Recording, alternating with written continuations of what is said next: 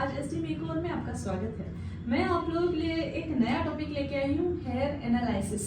Hair analysis क्या होता है, हेयर एनालिसिस कब काम आता है, ये सब जानने के लिए आपको मेरा ये वीडियो आखिरी तक देखना है, ताकि आपको सब समझ में आ जाए कि हेयर एनालिसिस होता क्या और क्यों किया जाता है। कोई भी केमिकल ट्रीटमेंट के पहले हेयर एनालिसिस होता है और वो क्यों ज़रूरी है। इसके लिए आप मेरे इस चैनल को सब्सक्राइब ज़रूर कीजिएगा, अगर आपको पसंद आता है तो लाइक भी ज़रूर कीजिएगा और इस बटन को, बेल बटन को क्लिक भी ज़रूर कीजिएगा, ताकि मैं जितने भी वीडियोस डालती हूँ आपको उसका नोटिफिकेशन मिलते रहे और आप हेयर के मामले में ऐसा ही एजुकेशन आपको आपके तक पहुँचता रहे। इसके लिए आपको बेल बटन पे क्लिक करना बहुत ही ज़्यादा ज़रूरी है गाइस। तो चलिए स्टार्ट करते हैं। हेयर एनालिसिस क्या है, हेयर एनालिसिस करना क्यों ज़रूरी है। जैसे कि मैंने बताया आपको, जब भी आप केमिकल ट्रीटमेंट करते हो या कभी आप हेयर कट भी करते हो तो आपको हेयर चेक करना होता है। जब आप हेयर चेक करते हो, इस प्रोसेस को आप कहते हो हेयर एनालिसिस। तो हेयर एनालिसिस करते वक्त आपको क्या करना है, आपको क्लाइंट को सबसे पहले चेयर पे बिठाना होता है। चेयर पे बिठाने के बाद आपको क्लाइंट के हेयर का स्टैंड अपने हाथों में लेना होता है और चेक करना स्टार्ट कर देना होता है। जब आप हेयर चेक करते हो तो क्या क्या पॉइंट कवर किए जाते हैं, आज मैं आपको ये बता रही हूँ। तो आपको 5 यहाँ पे मैंने पॉइंट लिखे हुए हैं जो आपको क्लाइंट के बालों में चेक करना है। तो सबसे पहला पॉइंट आता है हेयर टेक्सचर। जब आप क्लाइंट का हेयर टेक्सचर चेक करते हो तो उस हेयर टेक्सचर में क्या क्या आता है। तो हेयर टेक्सचर जब आता है तो हेयर टेक्सचर में होता है कि क्लाइंट का हेयर कैसा है, क्लाइंट का हेयर फाइन है, क्लाइंट का हेयर मीडियम है कि क्लाइंट का हेयर कोरस है। ये सब उसके डायामीटर या उसके थिकनेस पे डिपेंड करता है गाइस। तो फाइन हेयर कैसा होगा, 0.5 mm का होगा और मीडियम हेयर होगा 0.7 mm और कोरस हेयर होगा 0.9 mm। मतलब उसकी जो थिकनेस है, जो डायामीटर है, उसके ऊपर क्लाइंट का हेयर डिपेंड करता है, फाइन है, मीडियम है या कोरस है। अगर उसका हेयर फाइन, मीडियम, कोरस मतलब होता है हेयर का टेक्सचर। तो क्लाइंट का टेक्सचर कैसा है ये आपको पहले चेक करना होगा।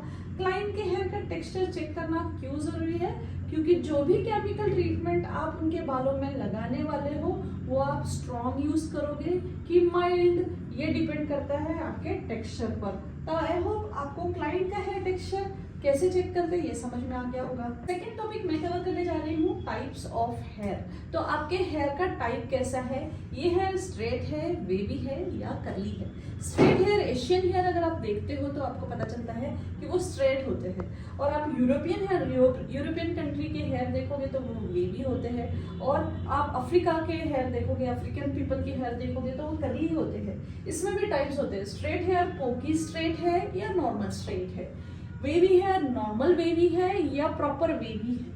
उसके बाद कर्ली हेयर एक्स्ट्रा कर्ल्स है, जैसे मैगी बोलते हो आप, वैसे कर्ल्स है या नॉर्मल कर्ल्स है। तो इसमें भी ऐसे दो टाइप के हेयर आते हैं, इसी को आप हेयर टाइप्स कहते हो। उस पर भी डिपेंड करता है आपका केमिकल ट्रीटमेंट, क्योंकि ज़्यादा कर्ली हेयर होंगे तो मेहनत बहुत ज़्यादा लगती है, वेवी हेयर है तो थोड़ी कम मेहनत लगती है, और स्ट्रेट हेयर है तो बहुत ही कम मेहनत लगती है। इसीलिए आपको टाइप्स ऑफ हेयर जानना बहुत ज़्यादा ज़रूरी होता है। साथ साथ में मैंने इसमें लिखा नहीं, लेकिन एक लेंथ भी चेक कर लेना गाइस कि उसकी लेंथ कितनी है, शोल्डर है, मीडियम है या लॉन्ग लेंथ है। लेंथ भी आप चेक करना ज़रूरी पड़ जाता है। उसके बाद आता है हेयर की डेंसिटी। तो हेयर डेंसिटी क्या होती है, जब आप देखते हो हेयर में, जब आप स्कैल्प में कुछ पर्टिकुलर एरिया में देखोगे तो यहाँ पर हेयर फॉलिकल्स या फिर आप बोल सकते हो हेयर कितने ग्रो हुए।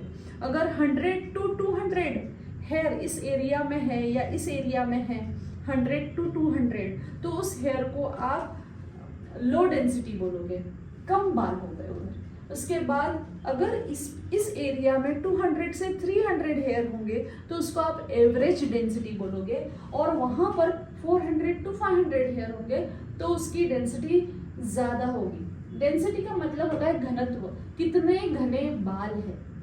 तो जैसे कि मैंने आपको बताया 400 to 500 हेयर पर्टिकुलर इतने एरिया में आपको दिखते हैं तो उसकी डेंसिटी बहुत ही अच्छी है। ज़्यादा डेंसिटी है, लो डेंसिटी है, एवरेज डेंसिटी है, उस डेंसिटी के अकॉर्डिंग आपको हेयर केमिकल वर्क करता है आपके हेयर पे गाइस। इसके बाद आता है इलास्टिसिटी। थर्ड पॉइंट है आपका इलास्टिसिटी। आपने देखा होगा एक नया रबर आप लेते हो हाथ में और तानते हो, और एक पुराना रबर लेते हो और तानते हो। जब आप नया रबर लेके उसको तनाते हो या तानते हो तो वो बहुत ही अच्छे से तनता है, और जब आप उसको छोड़ते हो तो अपने जगह पर आकर वो रुक जाता है। वैसे ही जब आप पुराना रबर लेके तानते हो तो क्या होता है, टूटना चाहता है, वो टूट सकता है। अगर वो टूट सकता है इसका मतलब होता है कि उसकी इलास्टिसिटी पुअर है। तो अच्छी क्वालिटी की इलास्टिसिटी और पुअर क्वालिटी की इलास्टिसिटी हमारे हेयर में भी मौजूद होती है। तो आप जब भी देखोगे हेयर को आप जब अच्छे से खींचते हो और वो खींच के वापस रबर के जैसा खींचता है और अपने जगह पे आ जाता है, इसका मतलब है उसकी इलास्टिसिटी बहुत ही अच्छी है, वो बहुत ही अच्छी तरीके से केमिकल ट्रीटमेंट के लिए प्रिपेयर है। मतलब आप ऐसे अच्छे इलास्टिसिटी वाले हेयर पे आराम से केमिकल ट्रीटमेंट कर सकते हो। अगर उसकी इलास्टिसिटी पुअर है तो आपको थोड़ा सोचना पड़ेगा कि कितनी पुअर उसकी इलास्टिसिटी है, आप उस पर केमिकल ट्रीटमेंट कर पाओगे या नहीं कर पाओगे। इसके बाद आता है पोरोसिटी। पोरोसिटी क्या होती है गाइस? पोरस हेयर, क्यूटिकल इसके ओपन ही रह जाते हैं। जब हेयर के क्यूटिकल ओपन ही रह जाते हैं मतलब हेयर ड्राई होता है। अगर आपका हेयर बहुत ही ज़्यादा ड्राई है, एक्सेसिव ड्राई है, तो उसकी पोरोसिटी बहुत ही लो होती है। अगर आपका हेयर हेल्दी है, टाइटली उसके क्यूटिकल क्लोज है, तो उसकी पोरोसिटी अच्छी होती है।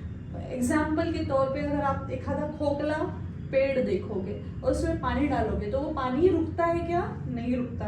और अच्छा हेल्दी पेड़ में अगर आप पानी डालोगे तो पानी बहुत अच्छे से रुकता है, उस पर पकड़ के रखता है वो पेड़ उस पानी को। वैसे ही हेयर है, अगर आपके हेयर में आप पानी डालोगे तो बहुत देर तक वो सूखते नहीं हैं। इसका मतलब है उसकी पोरोसिटी बहुत ही अच्छी है। लेकिन अगर आपने हेयर पे पानी डाला और वो जल्दी से सूख गए मतलब वो ड्राई है, उसकी पोरोसिटी वीक है। अगर किसी क्लाइंट की पोरोसिटी मतलब पोरस हेयर है या हेयर की पोरोसिटी अच्छी नहीं है तो ऐसे में आप केमिकल ट्रीटमेंट नहीं कर पाओगे।